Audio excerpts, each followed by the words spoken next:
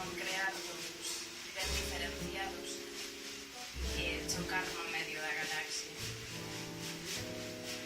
E foder nunha distancia case infinda que nos afaste da abondo para seguir colidindo eternamente en cada tren, en cada coche, en cada autobús, en cada kilómetro que temos que percorrer para desfacer despois. No tempo que investimos en faltarnos, nas horas en que facemos da cama unha gravidade cero, na que o mundo real está tan distante que nada pode ferirnos. Non. Ninguén vai entender que despois de ti non hai vaguas, nin suspiros, nin verbas de amor. Tan só o espacio escuro, o buraco de verme, onde procuro a porta sideral que me devolva de novo, por fin, a nosa dimensión paralela.